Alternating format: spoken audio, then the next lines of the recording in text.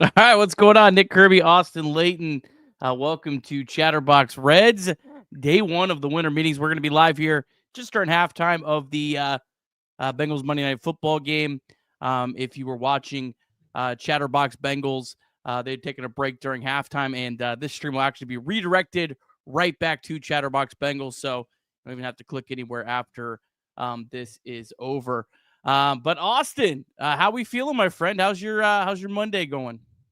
Good. It's good to be talking a little baseball sandwiched in between Monday Night Football. So it's a very I don't know, Cincinnati night so far. But it's weird as a Bengals fan. I don't know if I want them to lose to solidify a good draft pick potentially, or if they win, it's kind of a win-win. So I don't know your thoughts, but it's a cool position to be in, I guess. Here's my only thoughts for Maxwell for you. Hooday, yay! That's Max wants them my to win. that's my thought. Let's talk baseball because we only got like 15 minutes, and I ain't wasting it talking about a 4-8 football team. I'm just kidding. All right, day one of the winter meetings. Before we get to that, we gotta, as always, shout out our sponsor, Deep South Commodities. DSC is a leader in renewable commodities for biofuel production, specializing in used cooking oil collection, aggregation, and sales. Visit www.deepsouthcommodities.com for more information. Thanks as always to our friends at DSC. All right, it was actually a pretty quiet day, Austin, in the winter meetings, especially when you compare it to, like the largest contract in baseball history yesterday. The only two moves that were like official today, Phillies signed Jordan Romano, Tigers signed Alex Cobb. But again, I don't think it's necessarily anything out of the ordinary for day one to kind of be quiet, especially when there was a lot of action over the weekend. I would expect that we'll see some stuff, Reds or not, over the next couple days. But a couple of the top storylines we'll kind of run through quick. Everything will kind of be a quick hitter here. First one, Luis Robert reportedly receiving a lot of attention in trade talks. I know this is a guy that a lot of Reds fans really want. Austin, what is your thoughts on Luis Robert? I'll be honest, I'm not too high on him. We talked a little bit in the episode we did, a week or so back, where to me, it just seems like there's some better options out there in the free agency market that you don't necessarily have to give up, trade prospects for, things like that, position players. And I just look at, even comparing his WAR to kind of some of the guys that are still out there, I'm sure we'll hit on a little bit. I'm not sold on that being the answer for our outfield problems. I think we might be somewhat in an agreement there, but I'm eager to hear your thoughts. I just don't think I can't get too excited about it. That's just where I'm at. Yeah, I would look if the White Sox would give away Luis Robert, and it was just you're paying the 3 years, $55 million that he's owed. I know he has an opt out after next season, but again, if you're trading for him, you would assume you would want that 3 years of him. I would take him for that, but again, I think that's too much risk for a guy that's already making that much money. I would rather just go out and sign like Teoscar Hernandez and not give up a prospect. Now you would have to give up a qualifying draft pick. I don't think that's as bad as like giving up, one of your top 10 prospects or anything. So I'm out on Robert.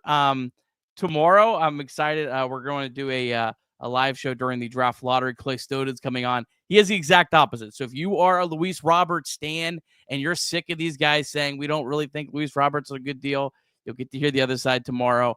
I'm not in on Robert. I think, again, unless they're giving him away, but I don't know why the White Sox would give him away. It would make no sense to me.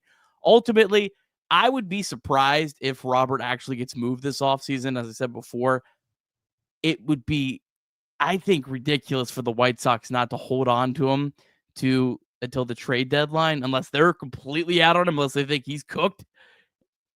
I would hold on to him, see if he can get hot for 2 months, and then you could Increase the really value. increase his value. Kind of like almost Tyler Mahle. Remember, pre-2022, the Reds decided not to trade him then. They held him onto the trade deadline in a great first half, and then obviously the Reds made one of probably the better trades they've ever made for Tyler Mahle. One really kind of shocking news, and again, you always take some of these with a grain of salt because how sincere are they? But the Astros may be open to trading Kyle Tucker and Framber Valdez. I'm not going to spend a whole lot of time on Valdez because pitching's not the biggest need for the Reds right now. I don't think probably most of what anyone wants to talk to.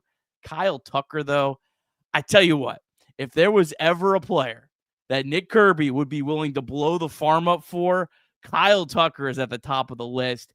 One of the best players in the sport, in my opinion. Yeah, this I think in a comparison to how I feel about Robert, I would actually be pretty cool with this. Mostly from a production standpoint. I mean, you kind of hit on it, but his stats last year, not marginally better, I would say, but definitely better than Robert as far as what you're getting back. So that's kind of the thought process that I have is just you see guys that are potentially an option, either free agency or guys like Kyle Tucker, and it's just like, well, why would we give up guys for Luis Robert? So I don't know. Tucker to me, I think would be a much better option. Now, similarly, I don't know, I guess, why necessarily they're looking to get rid of him. They probably want a lot in return. So that's kind of what you're hitting on, I think, in the last trade too. So it all has to go, through kind of what are we losing and what are we getting back type of negotiation. But I would be much more interested in Kyle Tucker if available and if it's not, a crazy ask. Yeah, he's only got 1 year left before he is a free agent. Normally, this is the kind of move that I'm against. Trading for guys that are 1 year rentals that you have to give up a bunch of prospects for. But here's what I would say about Kyle Tucker. If the Reds believe, and I know people are going to like this, but I'm going to say, if the Reds believe they have no chance of extending Elly De La Cruz, I'm open to kind of going for it this year with Kyle Tucker. If you think you can extend Elly De La Cruz, then I think playing the long game is the better option and not blowing up your farm systems. But Kyle Tucker's the one, again, he's one of the very, very few players that I'd be willing to go all out for. I mean, this guy has a career 139 WRC plus, been 39% better than league average. I mean, we're talking 2019, every year he's been above 120. I mean, one of the most consistent hitters. He's had some injury concerns, only played 78 games last year. The 3 years before was 140, 150, 157. Actually, year before was 58 in 2020. So that's a full season in itself. But man, I love Kyle Tucker. I would be shocked if the Reds were able to land him just because, I think this is maybe the Astros just saying, hey, make your deals. If someone really blows us away and we know we're probably going to lose Tucker after next season, we'll go ahead and entertain it. But I doubt not only the Reds, I doubt anyone gives up enough for him. But again, I just have to say, I love this guy. Yeah, and that's an interesting thought. I didn't really think about, I obviously love to hold on to prospects, but if your window is this window of the next couple years, basically when Elly leaves, then maybe you do get rid of a couple of those guys that don't factor into the immediate plans anyway, but it'll be interesting. Yeah. Couple other, news. I know I've not been the high guy on Santander by any means. Doesn't sound like he's one of a likely candidate for the Reds.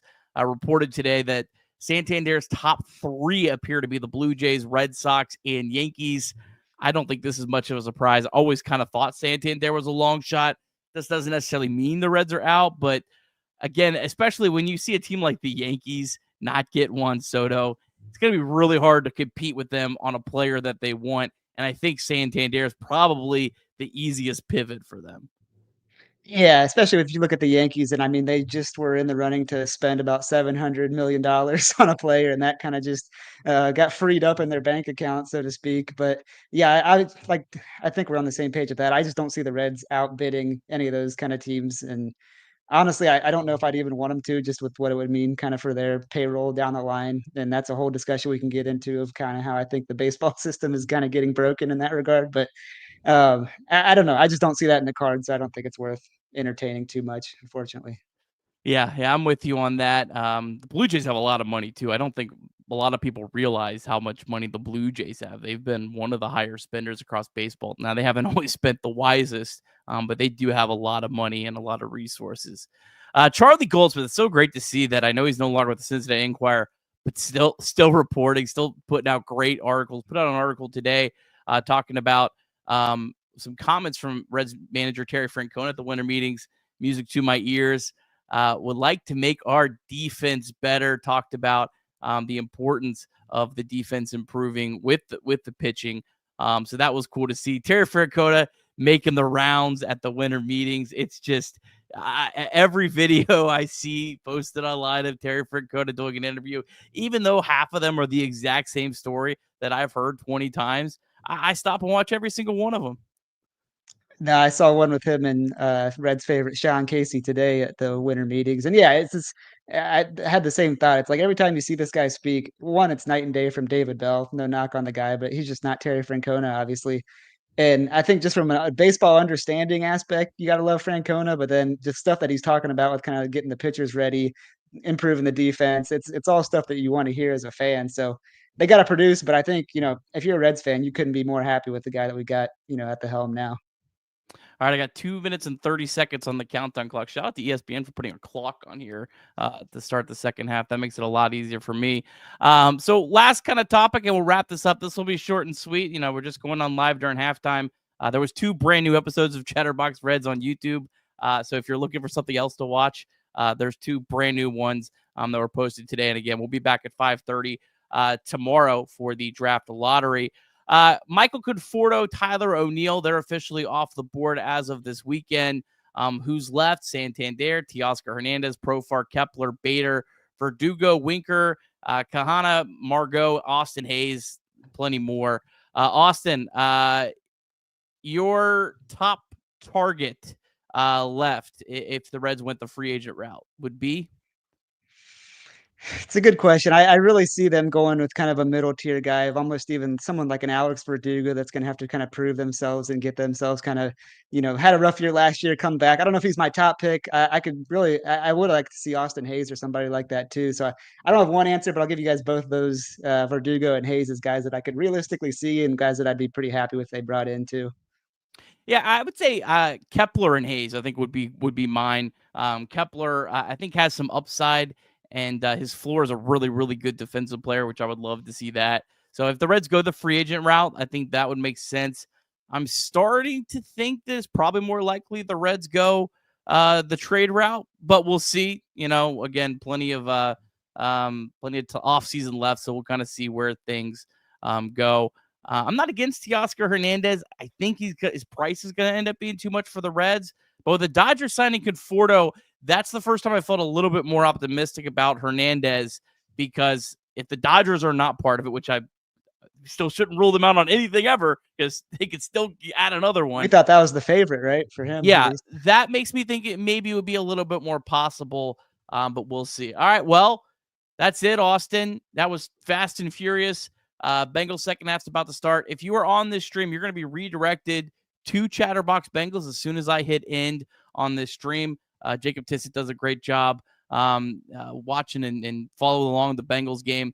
So be sure to check that out. As mentioned, 5:30 tomorrow, MLB Draft Lottery. I'll be live with Clay Snowden running through, but just watching that, see what happens, talking whatever happens throughout the day. And then 9 p.m. Wednesday night, full show with Craig Sandlin. Of course, if something happens, I'll be on live as soon as possible with that. All right, well, have a fantastic rest of your night.